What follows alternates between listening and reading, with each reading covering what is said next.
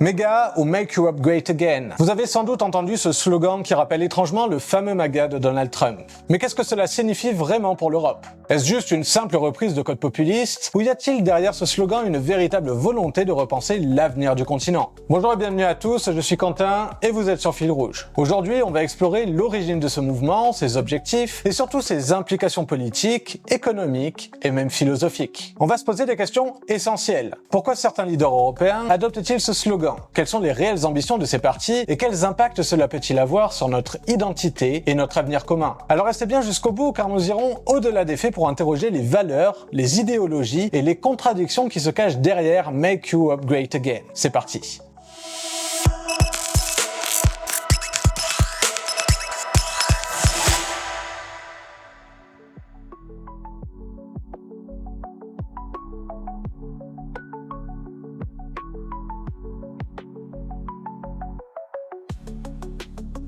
Pourquoi ce slogan et d'où vient-il? Le slogan méga ou Make Europe Great Again trouve son origine dans la reprise du célèbre MAGA de Donald Trump. Dès les premières campagnes électorales américaines, le MAGA a suscité des réactions passionnées. Mais en Europe, ce slogan a pris une tournure différente. D'abord, rappelons que plusieurs figures de la droite, comme Viktor Orban en Hongrie, Marine Le Pen en France, Matteo Salvini en Italie ou encore Santiago Abascal en Espagne, se sont emparés de ce slogan. Ils y voient un moyen de dénoncer ce qu'ils appellent l'ingérence des élites globalistes et le centralisme de Bruxelles. Par exemple, lors de la présidence tournante de l'Union européenne par la Hongrie, Orban a adopté ce slogan pour réaffirmer la souveraineté nationale face aux politiques perçues comme déconnectées des réalités locales. On constate également que, dans un contexte de montée du populisme et d'un électorat en quête de renouveau identitaire, Méga s'inscrit dans une stratégie de communication forte et puissante. Ce slogan est donc simple, direct et se prête à la fois à la mobilisation émotionnelle et à la critique des politiques européennes jugées trop libérales ou trop globalistes. Ses partisans affirment que l'Europe a perdu de vue ses valeurs traditionnelles, la souveraineté, l'identité culturelle et la fierté nationale et qu'il est temps de faire un reset. Il faut comprendre que ce slogan est à la fois un outil de communication politique et un symbole puissant. Il permet de cristalliser le ressentiment face à la mondialisation et à un système qu'ils accusent de laisser de côté les citoyens ordinaires. Paradoxalement, certains partisans, y compris des figures comme Martin Schulz, l'utilisent parfois de façon ironique pour dénoncer une vision nostalgique de l'Europe qui ne prendrait pas en compte les réalités contemporaines.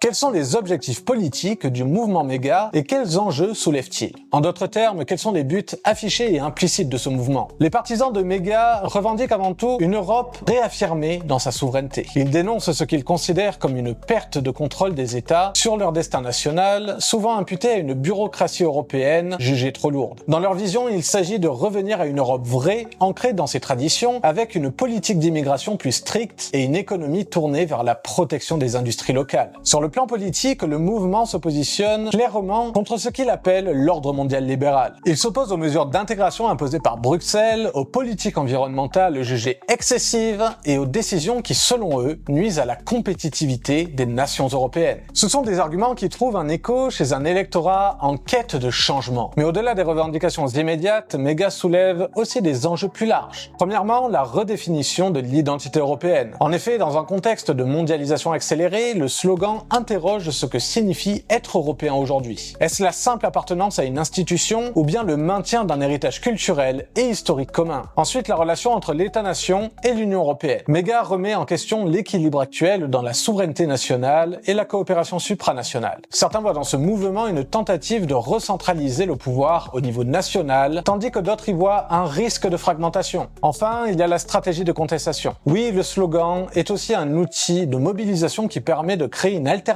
aux partis traditionnels. Il s'inscrit dans la mouvance populiste qui critique l'establishment et promet un changement radical. Des faits récents, comme les réorganisations politiques au sein du Parlement européen, montrent que des alliances inattendues se forment autour de cette idéologie, avec la création de groupes comme Patriots for Europe, fondé en juin 2024. Ces alliances rassemblent des formations disparates, des partis nationalistes, souverainistes et même certains conservateurs traditionnels, unis par la volonté de s'opposer au statu quo européen.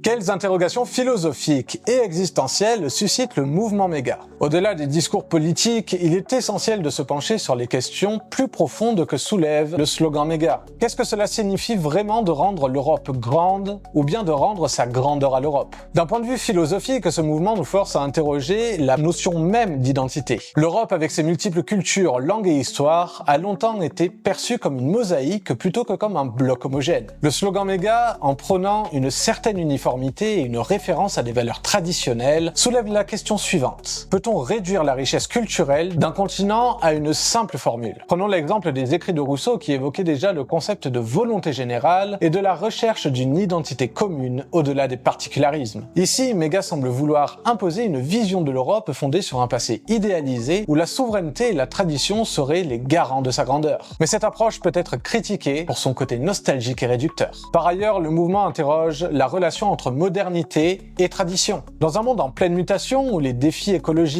technologiques et économiques exigent une adaptation constante, comment concilier le respect des valeurs d'antan avec la nécessité d'innover? Certains penseurs comme Jürgen Habermas ont montré que la démocratie moderne repose sur un dialogue constant entre le passé et le présent. Or, le discours méga risque de figer ce dialogue en valorisant une certaine immutabilité de l'identité. Enfin, il convient de se demander si ce retour à un certain grand âge de l'Europe ne masque pas des insécurités profondes. Le slogan peut être vu comme une réponse émotionnelle à une époque marquée par la crise de confiance dans les institutions et la mondialisation qui semble laisser de côté les citoyens. Il s'agit alors d'un cri du cœur, un appel à retrouver un sentiment d'appartenance et de fierté nationale. En somme, méga pose des questions fondamentales. Quelle est la nature de notre identité collective? Quelles valeurs devons-nous préserver pour construire l'avenir? Et surtout, comment concilier le besoin de changement avec le respect d'un héritage culturel complexe?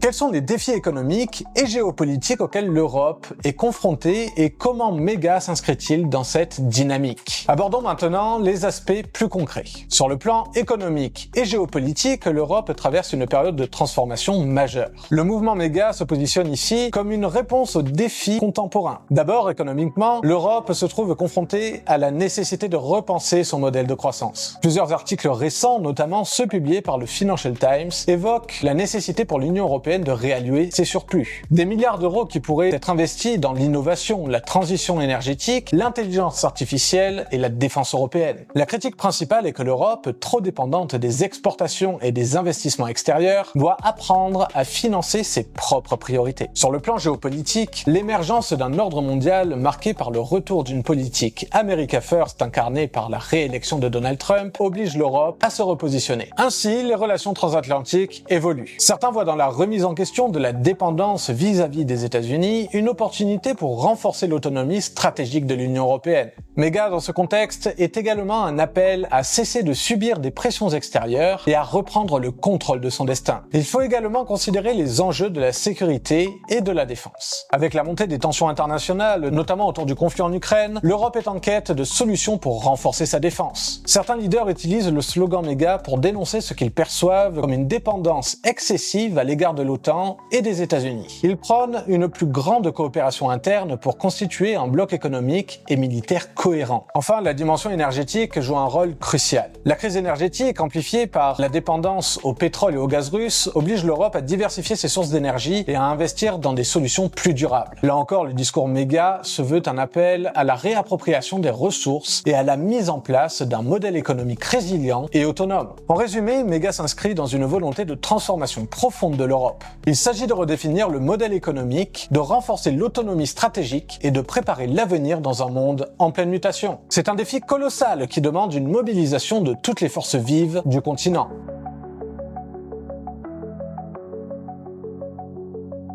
Quelles sont les controverses autour du mouvement méga et quelles critiques lui sont adressées? Comme tout mouvement fort, méga ne fait pas l'unanimité. Les opposants dénoncent un discours qui, bien qu'emprunté à une formule efficace de communication, est porteur d'un populisme risqué et d'une vision rétrograde de l'Europe. D'un côté, les partisans de méga voient dans ce slogan une manière de réveiller un électorat délaissé par les partis traditionnels, un appel à retrouver la fierté nationale et la souveraineté des États. Pour eux, c'est une réponse aux politiques globalistes et à la bureaucratie européenne qui, selon eux, étouffe les initiatives locales. De l'autre côté, les critiques mettent en garde contre les dérives identitaires et le risque de fracture. En reprenant des codes qui glorifient le passé, on risque de figer l'Europe dans une vision nostalgique qui ne prend pas en compte les défis du XXIe siècle. Il souligne également que ce slogan peut servir à masquer des stratégies politiques opportunistes qui cherchent avant tout à diviser plutôt qu'à unir. Des journalistes, des universitaires et des responsables institutionnels rappellent que la diversité de l'Europe est une richesse et que toute tentative de standardisation ou de régression identitaire pourrait mener à une fragmentation du projet européen. D'ailleurs, plusieurs voix au sein même du monde politique, y compris celles de figures pro-européennes, ont critiqué l'utilisation ironique ou même sérieuse du terme méga, évoquant une dérive populiste qui pourrait affaiblir la cohésion européenne. Il y a aussi un débat sur la légitimité de certains acteurs qui, en adoptant ce slogan, se mettent en position d'opposants à un ordre établi, tout en étant eux-mêmes impliqués dans des alliances politiques complexes, comme le montre l'évolution des groupes parlementaires. En définitive, méga, au-delà de son aspect de slogan électoral, représente un choc des visions. C'est la confrontation entre une Europe qui se veut ouverte et un courant qui prône un retour aux valeurs d'un passé idéalisé. Cette tension est le reflet des mutations profondes que traverse le continent et interroge sur le futur même de l'Union européenne.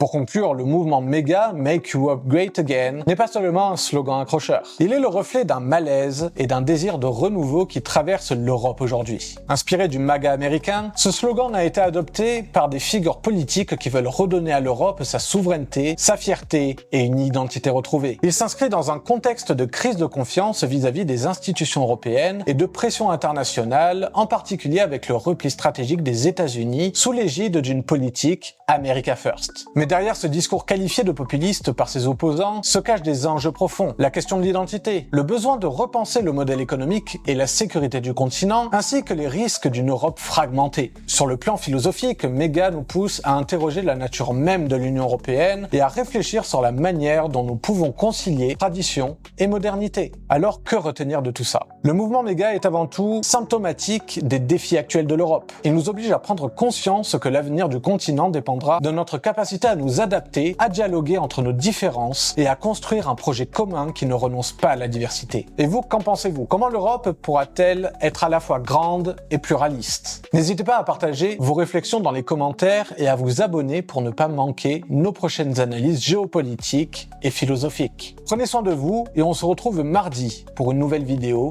sur Fil Rouge.